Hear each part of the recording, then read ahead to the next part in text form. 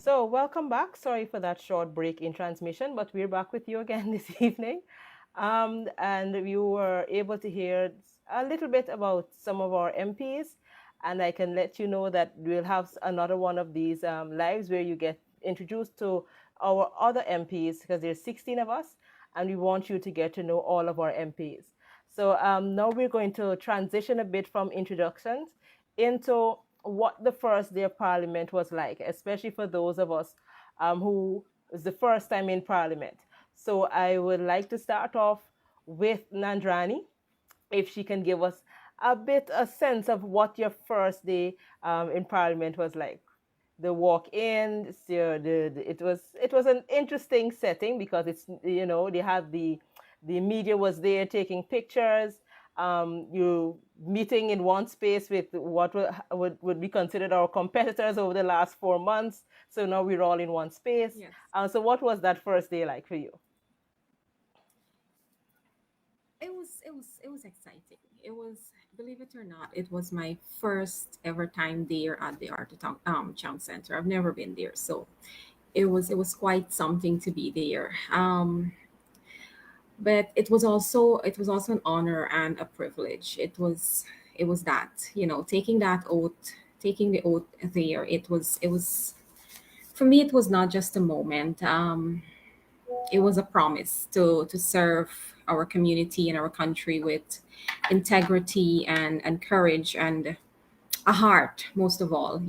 I believe in Guyana we need that, because every which way you turn, people seem to be very heartless these days. So that is something I honestly believe we need in the people who are representing us, and we know our win MP.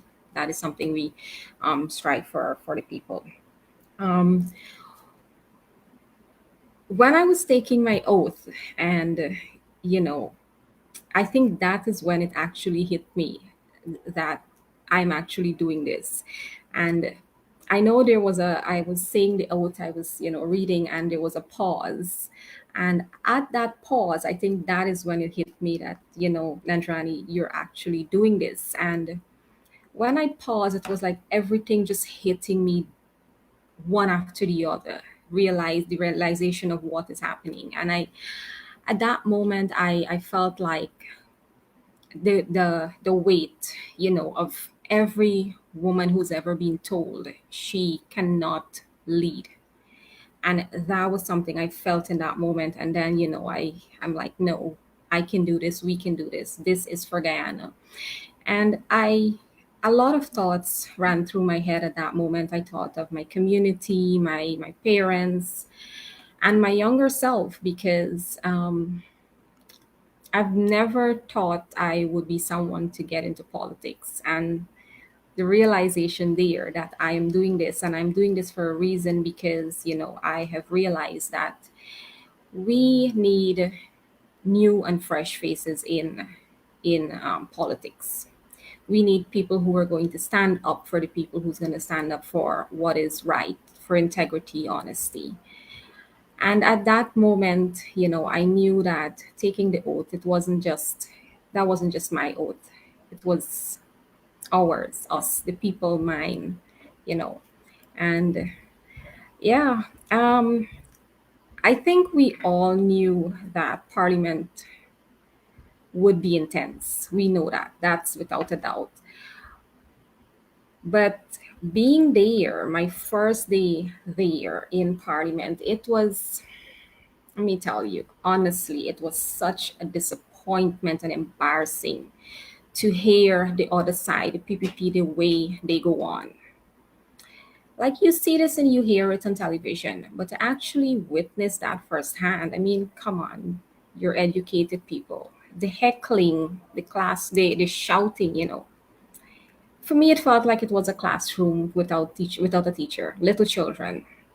And to believe, honestly, there are some of them are persons I would have admired in the past. But to witness that kind of behavior coming from them, coming from the people who the majority of Guyana would have put there to lead this country, it was quite disappointing. Not our oath. We were great. We were absolutely, But to hear them go on like that, that was disappointing to someone, a new MP, someone going there for the first time and experiencing this for the first time. It was just absolute disappointing. Um, but what I want to say is that we, the WinMP, we're not here to match noise with noise. We're not. That's not us. We're here for professionalism, and Guyana knows. The people who would have voted for us knows that we're here to raise the standard. We're here to raise the bar, and we're here to ask the hard questions and to serve the people with dignity. Um, yeah, but all in all, it was a really good experience, on our part, our people, the way we conducted ourselves, and taking that oath and being ready and set to serve the people of Guyana. Rani, yes, it's a mixed. Uh, there's first the taking the oath, which is very serious, and then of course dealing with what some of us who've been there have to deal with, which is what you get from the other side. It's not. It's most times distasteful. But let's move on. Odessa. Oh, now let me start with Dr. Richards. Dr. Richards, what was your take on your first day in Parliament? Yes. Well, for me, I'm no stranger to crowds. I also served as a part-time lecturer at the University of Guyana, so I'm familiar with crowds. But from entering into the Artisan Convention Center, as I walked and you see all the cameras and all this attention, I felt honored to be chosen firstly by the Win Party to serve. But my first day, I felt honored basically. As I was there in the National Assembly there, we took our oaths. I felt proud. I felt proud being able to take that oath. You know, it reminded me of like myself as a Lindener being like a fragment of Linden here among all other representatives from across the country to bring our minds together, put our thoughts for deliberations and conversations and civil discourse about ways in which we can progress and solve the problems in the country, whether it be by legislation or what's not. But like my colleague before said, I share her sentiment too with the behavior of certain people in parliament, because I view parliament as a very honorable place to be, and I believe that certain things should not be mentioned or uttered. I don't get the purpose of the heckling, um, and I will say this publicly. In going forward, I intend to never heckle a single person. I want to hear what you have to say. If I have to debate you as the opposition, I will debate you. Right? If I have to investigate, come and ask questions, I ask questions, and the people, these questions will be a representation of the people, and you have to give an answer, for whatever questions are being asked, right? But I found it distasteful, the government MPs. They've been in parliament for years, like MP Nandrani said, there would have been people in the past we admired and we looked up to, but the attitude is very distasteful, and I don't tolerate it at all. But it's just me. People might say I'm naive, but it's just what I think, right? Um, and as I sat there, because I was the first person for the Win team who took the oath. So after taking that oath, I felt an instant calm and I sat in my seat. I listened and I observed my colleagues take their oaths. And once again, a sense of proudness came over me. And it started to trigger a question in my head. It made me thought of my role as an MP. So I sat there pondering, what kind of MP or member of parliament do I want to be or aspire to be, one that scrutinizes the government, right? Raising issues, concerns from our constituents representing the people. It made me start to ponder a lot of things, right? And there's a lot of understanding you have to have about legislation. Currently, I sit every day for at least a few hours reading the Constitution. I'm trying to learn and read all the standing orders. When I finish the book, I reread it, right? So there's a lot of learning as well to do. So that was for me my experience as a member of the We Invest in Nationhood Party is a sense of proudness, and I want to be an MP that can represent the people of my constituencies well, even Guyana at large, to represent the people well, to hold the government accountable, compel them to be transparent in their dealings with any business of the people as we move forward. So that is just my few thoughts on that. Thank you, MP Richards, for that opinion. I agree with you, but to keep the conversation going, I would like to ask Ms. Odessa Primus what her take on the first day in Parliament was. Hmm. Um, like everybody who spoke thus far, it was a day of mixed emotions.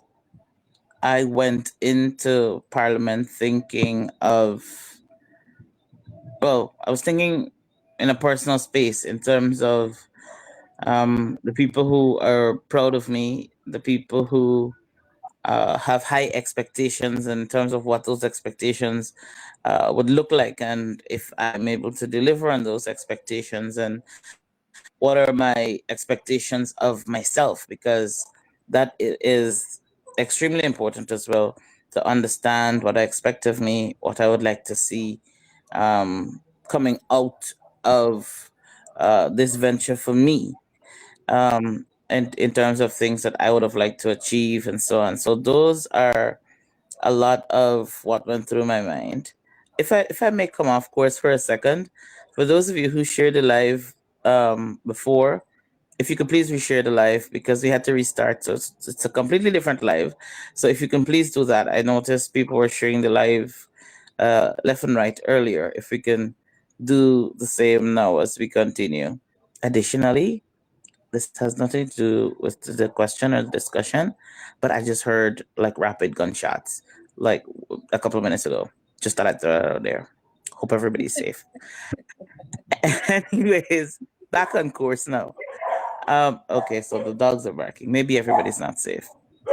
But so those were some of the things that went through my mind, because I am big on introspection and, ensuring that I check in with myself every step of the way to see, how I'm going, and, if I am happy with, the decisions that I'm making and so forth.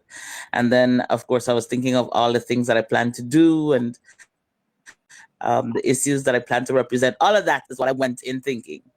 And even though I have gone to the convention center a number of times before that day, it felt different. It felt like I was going into a new place and a new space, maybe because of the reason I was going there. But like everybody else, and when I mentioned it one time, somebody was saying, oh, but that's Parliament, they heckle all the time, blah, blah, blah.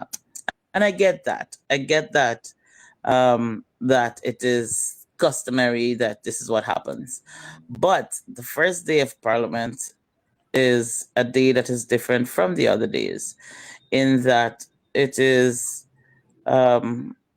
especially for those people who are new, it is more or less an introduction into the, you go through, you have the take the oath, and it's more of a serious, more systematic day in terms of what happens. This is not us having a difference in opinion on a particular subject matter or any of those things. So I just thought it was unnecessary. um I also was surprised because, there are some sitting ministers who that heckling is what they do all the time. They have no behavior, no manners, at all. But some of them, I was very surprised, very disappointed at the same time, in terms of the way they reacted, in terms of the comments that were made. I just felt like it was unnecessary, and it was very disrespectful and distasteful. But all in all, I feel as though I'm not in a place where I allow people or their negativity to determine who I am or what I do or what I stand for or what my purpose is. And so I am back on course. Now that we would have had that little distraction play out, I'm now back on course, and um, I look forward to not only from me, but also from my colleagues. I have high expectations and hopes in terms of us being able to be the change and the representation that the people of this country need. So I'm very excited about that. I'm also a little concerned about all this motorbike movement in this place because I'm seated outside, but after the gunshots, there's just been a lot of bike movements. I'm sorry, I was a bit distracted, but yeah, that's how I felt in a nutshell. Thank you, Odessa. I really hope that everybody is safe as well, and that you remain safe with all the dogs and the gunshots and the and the bikes. Um, and Natasha, I will turn to you. It's not your first time in Parliament. You've taken the oath before, but we're under a new banner. So I would like to hear from you as to what your first day in Parliament was like.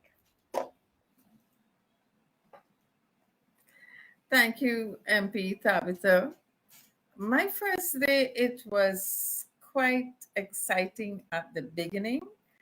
I had a few expectations too, and I have been warned so many times about the expectations I have of people because I've been so disappointed. And like my first day, I was disappointed indeed. Excitement, grand entrance. People were willing and happy to see us.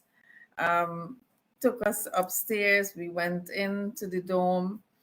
And then you saw some familiar faces. And you thought, we had a break, a couple of months. We had an election. We competed. We went around the country telling people what our plans are. And then we got into Parliament. You expect a certain level of maturity. For me, I didn't expect those old ones or the ones who served in the 12th Parliament. Don't let me call them old. The ones who served in the 12th Parliament, they understand that when you have MPs and this is their first time, you give them that respect, you allow them to be comfortable and so on. That courtesy was not extended to us. And so that was a bit disappointing for me. What was even more disappointing for me is that in small groups, people were having their own little chat, welcoming and the staff and so on. They were so nice. And then the vice president walked in and there was a sudden gloom over the entire dome, And I looked up to see what was happening. And then I thought, that's all he will bring, the gloom and doom to the parliament.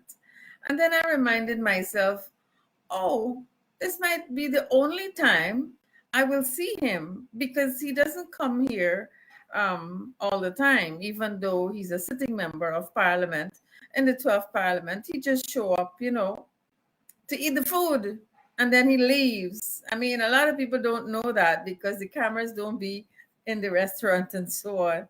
Yes, the banner don't come to contribute to nothing in the National Assembly. He comes to the Parliament to eat. And so that entrance was so gloomy. But then I reminded myself, we have better days ahead. The heckling, I can foresee it getting worse. And so I urge the new members to understand that the Win Party led a clean elections. We were respectful. We said to the people that we have a plan, our plan, an original manifesto, not copied from anybody. We first released our manifesto, and that is the mindset that we are going to progress with. Being respectful, being original, being supportive, and we are going to ensure that the rights of the people we represent, we're going to ensure that what we said we will do, we will hold the government accountable. And let me say, a lot of people was asking about our mindset going forward with all the intimidation and victimization and so on that we would have suffered as members of the party during the elections time. How are we going to function? Well, the Win Party, led by Mr. Azruddin Mohammed, does not function on fear. You would have seen that he has demonstrated over that election period and even on to today, we do not operate on fear. We have a job to do and we will do it. The first day started off really nice, and then there was a little bit of gloom and disappointment. That's my input.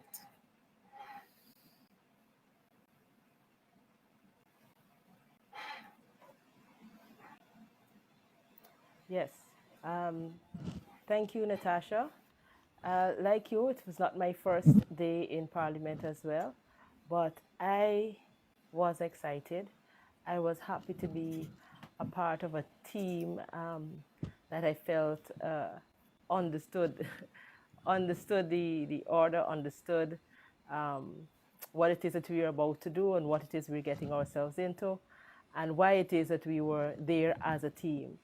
I when taking the oath, it's always a reminder, a good reminder of why it is that you're doing all that you're doing, why it is that we endured all that we endured, and during the 3-4 months. And I think I've said it on the campaign trail, every time that there was an attempt to victimize or to sideline, it just made us stronger. And as I took the oath, I reminded you remember the people that through their support behind you, that stood with us, that walked with us, that encouraged us, and that voted for us, and voted with some very high expectations. And the least we can do is try our best to meet those expectations, if not surpass them, as we go into this Parliament. So as we get deeper into Parliament, we were there, we took the oath, but some other things happened on the first day. There were a lot of reports that were laid in the National Assembly. We had the Public Procurement Commission report, we had the Auditor General report, there was the Public Accounts of Guyana a report. So there were numerous reports that were laid, and I know part of our package as well, you heard MP Richard speak about the Constitution. We got a package that included the Constitution of Guyana, the standing orders of the National Assembly, and other documents that will be considered required reading for us as members of Parliament. So I would like us to delve a little bit into that, if it is that we've been able to start looking through those reports.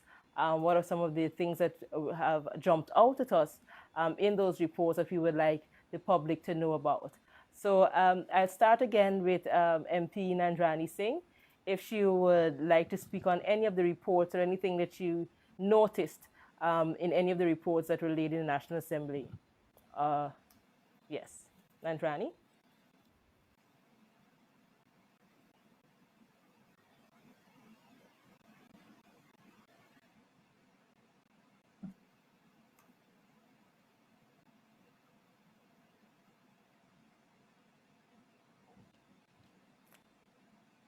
Yes, Nandrani?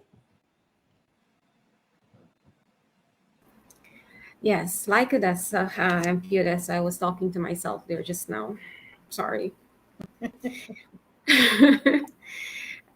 So yeah, I was saying that something I should mention is that I'm an auditor by profession. 15 years in that field. And other auditors out there probably would understand when I say when we get information, we get excited. And sometimes we start going through those information. And what I found is that you start with one paragraph, 2 hours pass, you're in four different books, and you realize you have not moved from the first paragraph in the first book that you started because auditors, we like to double check all our information. We like to know where it's coming from, where it's going, and all the ticks were placed.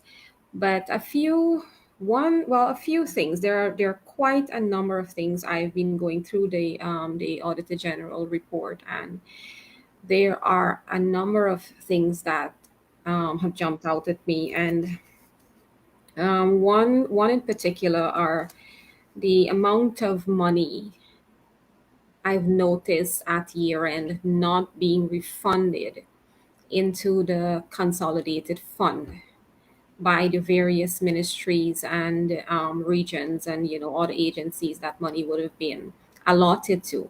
And these are monies that came out from the consolidated funds for whatever project was passed in the budget, and whatever monies was issued to them to do these projects.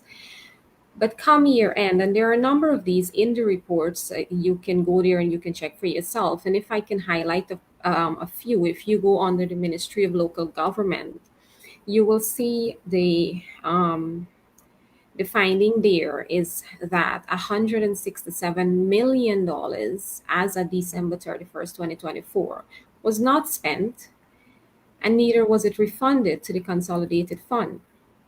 On the Ministry of Human Service, you have 34 million, same area, same thing. The monies were not spent. On the Ministry of Health for 2024, I found there is 459 million, and there was even a finding in there for the year 2021, not 2021, sorry, yes, 2021 and 2023. They have 198 million outstanding from those 2 years, and that money still to date was not refunded to the consolidated fund. We have Ministry of Home Affairs with another 713 million, another 398 million. In total, when I added up a few of these that I looked through, right now we're at $3.6 billion. These are the of money that was issued, was not used, and was not refunded as of December 31st, 2024 to the consolidated fund. Now, what does that mean for the Guyanese people? Let me tell you, MP Tabitha, what that means a little of. That means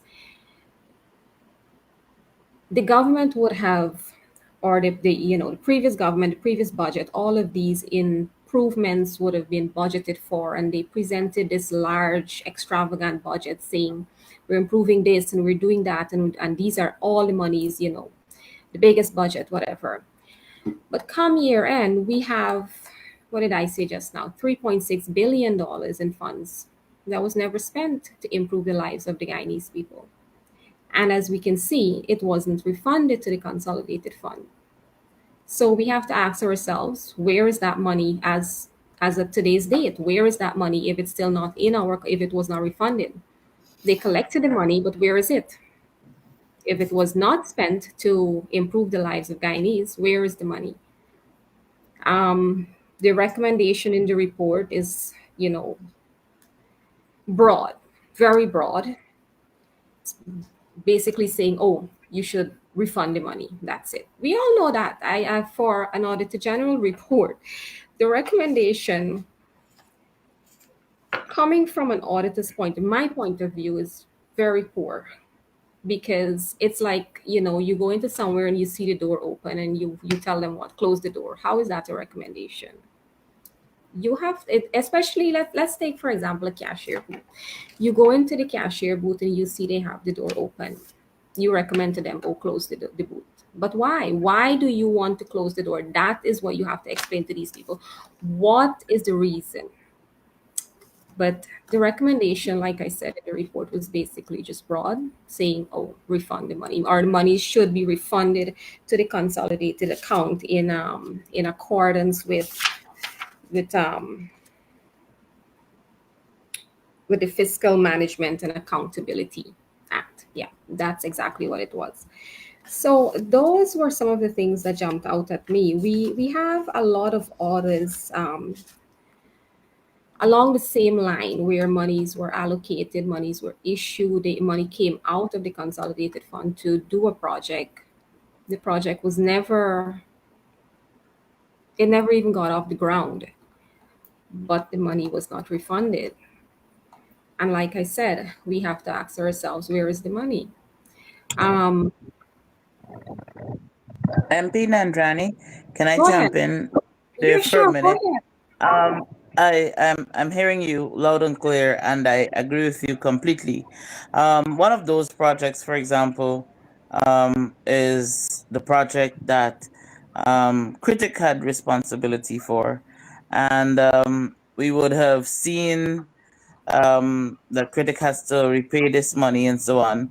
But what I have not seen though is a timeline, is a what if this doesn't happen, what if he's unable to pay.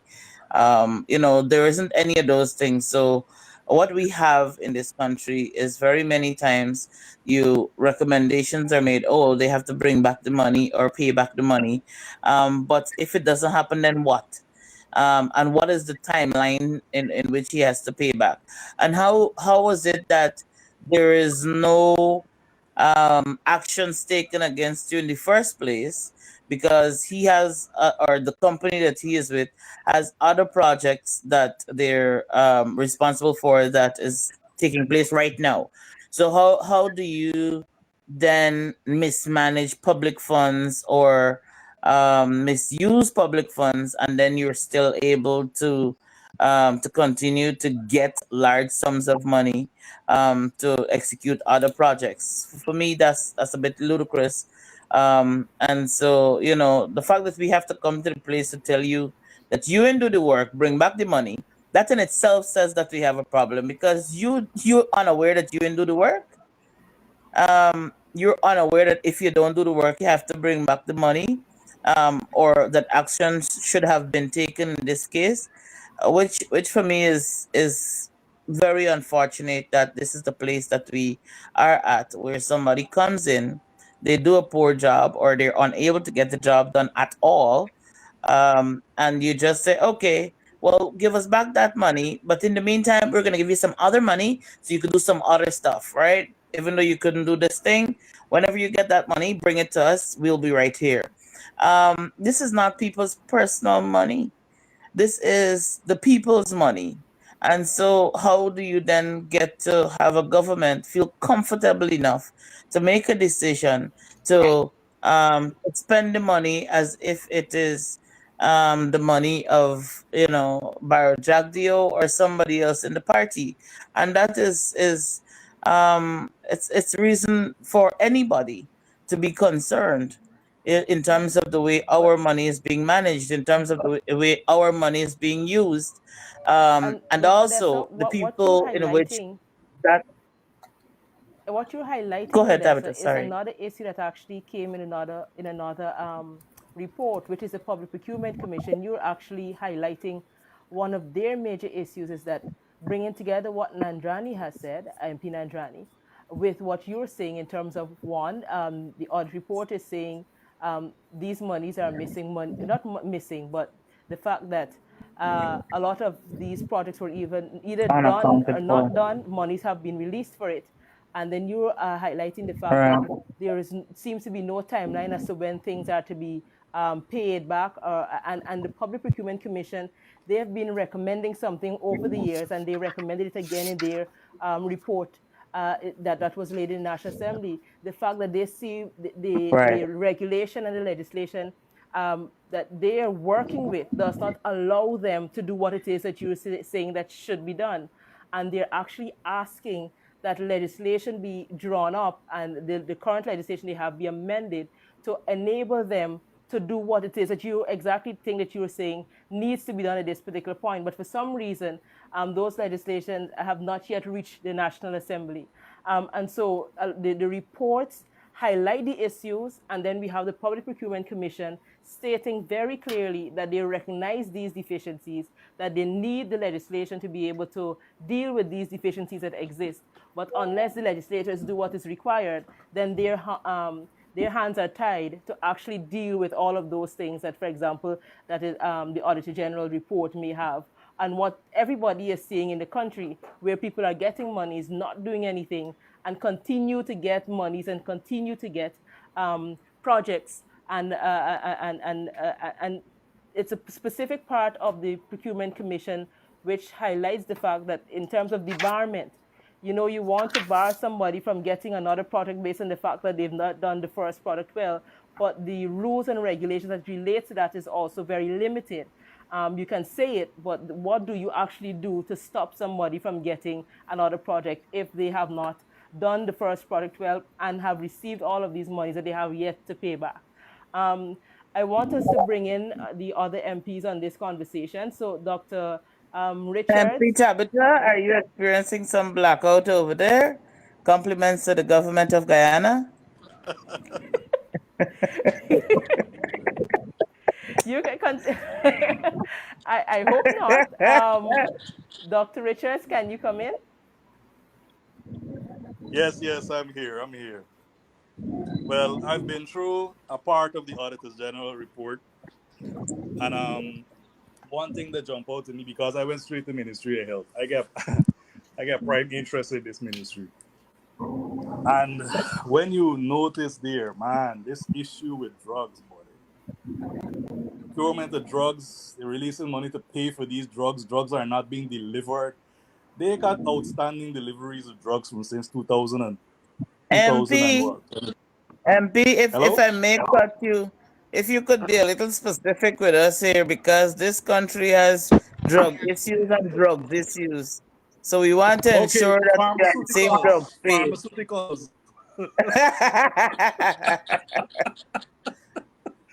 Yeah, man. Look, I'm not a very technical person when it comes to numbers, right? Mhm. But I can read and I can understand, and I'm still learning. But that jumped out to me because I was like, wow, you got companies who were paid in full for the delivery of medication. The medication was not delivered, and it's like everything is honky dory. I don't know what's going on there. You got people who are being overpaid, not just in the Ministry of Health, people are overpaid when it comes to contracts and all of these things. You got employees who are being overpaid. But that is a technical issue. I wouldn't go too deep on it because it needs a lot of explanation. But like I said, it's just things that jump out to me. I'm still reading through it, right? Because I want to get a thorough understanding before I actually, charge in on it. But it's something of a huge concern. We got drugs that hit the bond and they don't even reach the healthcare facilities, but they're expired. The amount of drugs we're dumping, the amount of money being wasted on expired drugs. And right now in Linden, I was told, allegedly, that there are being breaches in procurement when it comes to procuring drugs for Region 10. That the procurement officer even complains when it comes to this issue with how the drugs for Region 10 are procured. Allegedly, I gotta use this word allegedly here. A supplier in Georgetown gets the drugs, gets the pharmaceuticals to Region 10. Then, after the fact, checks and the paperwork that needs to be done, the checks are signed off by the RH or the RU, and then the person is paid. Up to this day, we can't get information, right? We can't get information as to who is the supplier, you know, why is it, and then it begs me to ask a question, right? A supplier in Georgetown is supplying drugs for Region 10, right? So the drugs that coming through the Ministry of Health, is there a system in place that the Ministry of Health knows which drugs are needed more than which drug? For example, if you know in a certain season, we know when the rainy season starts, you get a lot of cases of the cold, the flu, that's flu season. So at that time, you're going to, a certain amount of drugs, the usage will increase. So what I'm interested in finding out, when the drugs are being procured, do they have a system set up where they know the amount of paracetamol that has to be bought as compared to the amount of ibuprofen, the amount of chlorophane as relates to another type of drug? I'm very interested in this, and I'm going to do further investigation, and I'm going to update the public, because I have to know what is going on there. The people have to know what's going on there. We are being taxed. The people are being taxed in this country heavily, and they need to know where their monies are being spent. Why is it billions of dollars are spent on drugs only to have them dumped? What is the blockade that prevents the drugs from reaching the healthcare facilities, that they have to stay in the bond until they're expired? Even sometimes when they reach the healthcare facilities in Linden and so on, in a matter of 2 months, 1 month, they're expired. This is a problem. A better system, I think, needs to be in place to try to avoid this moving forward, right?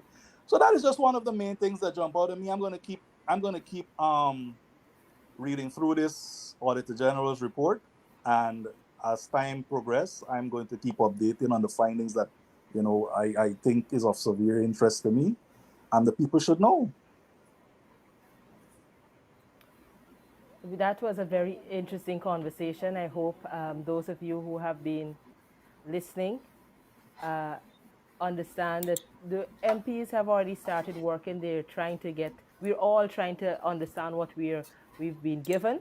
And I think so far we've been doing a good job in understanding and to bring to you the issues that we found in these reports. I want to just highlight one other thing before we move on, which is the mid-year report.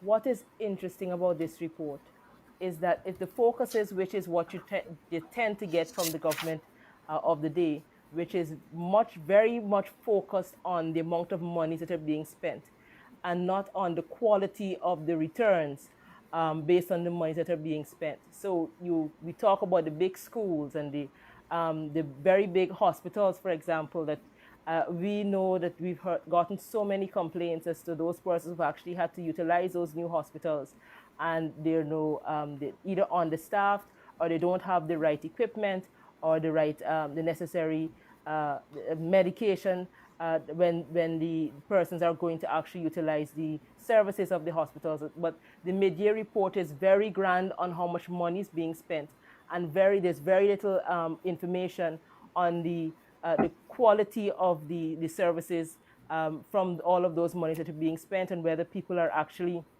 gaining from all of those monies that are being spent. And I think we will go more in depth in all of these reports very, very soon, very short, as I would say.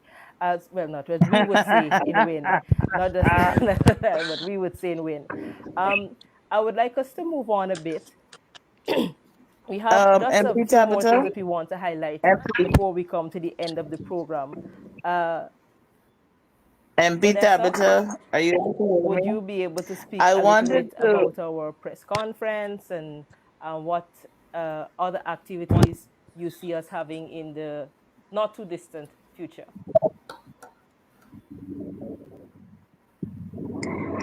MP Tabitha.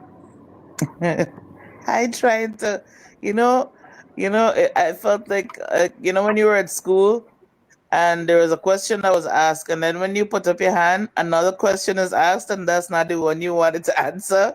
I feel like I found myself in that space. I was just about to make reference to the fact that very many of us in our households, as we raise our children, and even in the way that we were raised to save and not to waste. In fact, what I heard a lot growing up when I was younger is woeful waste brings woeful want. And so, could you imagine having spent monies? And I'm going back to what Doc was mentioning earlier, is that we are spending all these monies on medication, and then in some cases, it is sitting in a bond somewhere, waiting on its expiry date.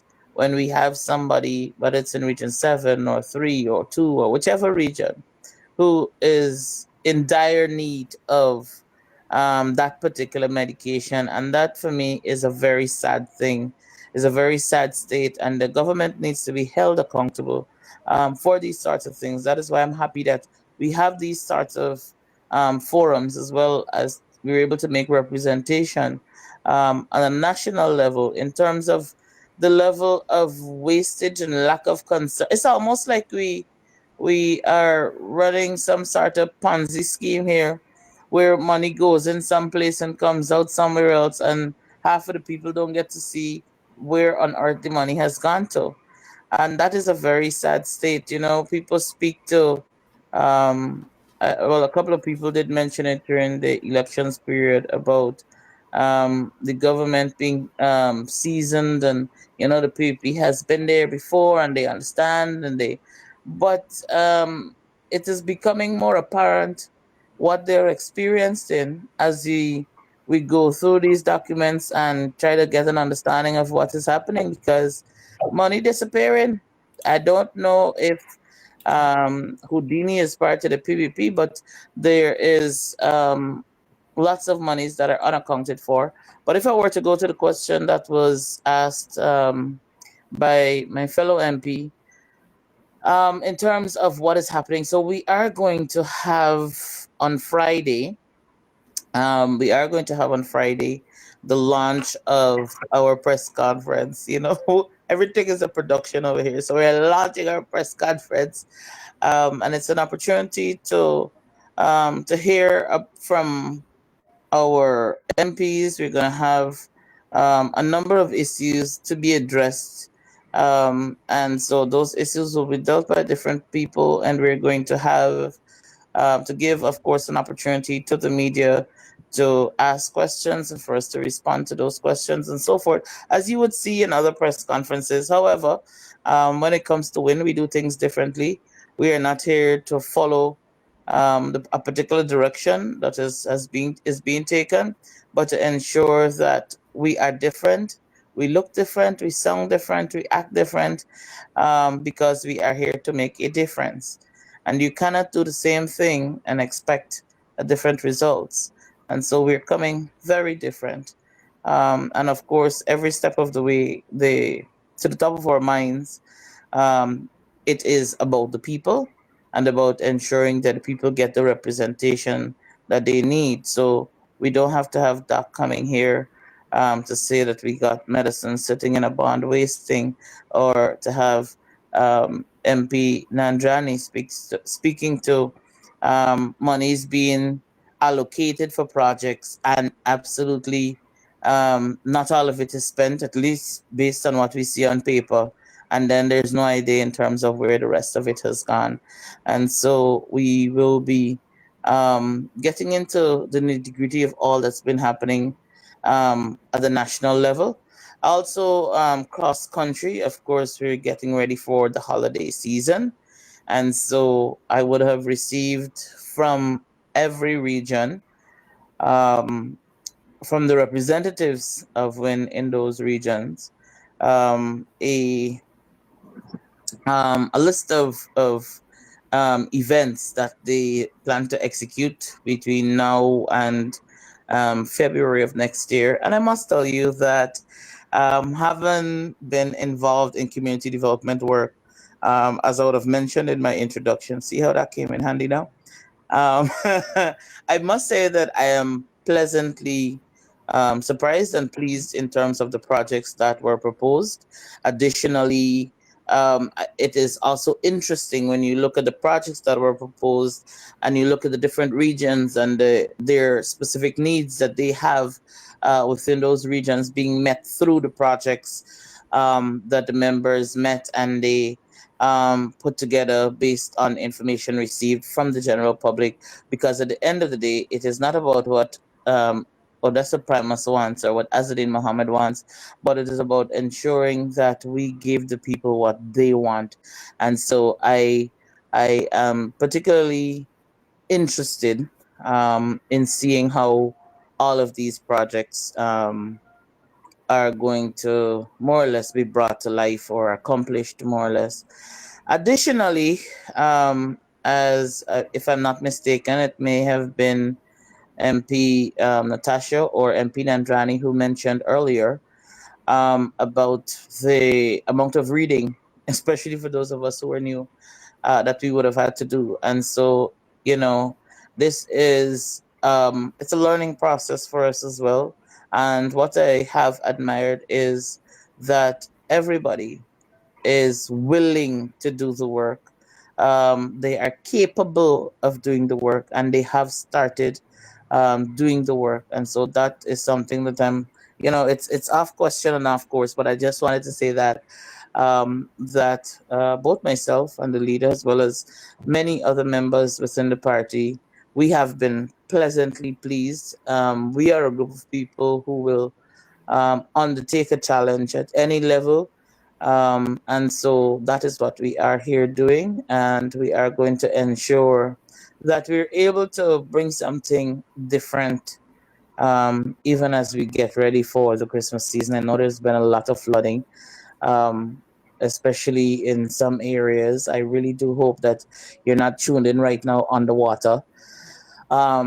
If you are, I do hope that we're able to speedily get through this. Of course, that is another thing when it comes to accountability that we are going to be looking into. But of course, I don't want to go off on a tangent again because I clearly am very gifted on going off on a tangent. So thank you very much, MP Tabitha. Over to you.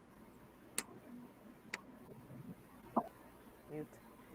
Thank you for that, Odessa. And we're coming down to the end of our program. But before we do that, I want to say a big thank you to all of our supporters and for all of those persons who have actually signed up to become members of WIN. I must say that since that link has been sent out, we've got over 5,000 persons who have requested to join to be members of WIN. I can let you know right now that we are making those calls to make direct contact with you and to start engaging you on a very personal level. So you will be hearing from us. And if you have not already heard from us, because I know those calls would have started in some regions, but we will be calling you from all 10 regions. Persons have actually signed up to be members. And welcome aboard, and you will be hearing from us very soon, very shortly, if you haven't already. Outside of that, as was indicated throughout this live, we were introducing some of our MPs, but also showcasing that we have MPs with depth. They are professionals. They are they're professional. They understand the work that is ahead of us, and they're ready and raring to go. And they have already started the process of being more acquainted with all the information that have been put before us thus far. We will hear from more MPs on another live. And we will continue to do this until you get a sense of all of our 16 MPs, and then we will have our shows that deal specifically with the issues of national interest and regional interest, as MP Odessa has said previously. So thank you very much for joining us. I don't know if anybody has any closing remarks. I'll give everybody a chance to give some closing remarks. So MP Nandrani, we'll start off with you, closing remarks before we close out. Okay, I just want to say thank you to everyone who joined our live. Thank you for being here. Thank you for giving us your time and listening to us. Just know that the WIN MPs, we will be in your communities, your area. We will be checking on our people. We will be listening to your problems and issues, and even your happy times. But the issues and the problems, we will be taking those to whichever agency, offices, ministries, parliament, and try our best to get them resolved for you. We are here to work with the people, and for that's what the people elected us for, and that is what we intend to do. Give our time to them. Thank you, MP Nandrani. MP Richards? All right. Good night once again to everyone. I would just want to say a big thank you to our supporters as well, those who have been following the movement.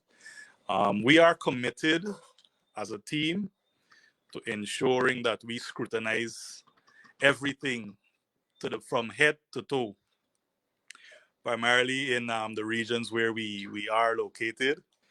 Like I said, I'm in Region 10. A lot of people are still unaware who the WIN MP is. So I'm in the progress right now of getting very very active on the ground. We have our programs that we have scheduled for Region 10 as we move forward, and our team will be out here working hard for the people, with the people, and making proper representation for them as well, to ensure that we can put things in place to make their lives a little bit better.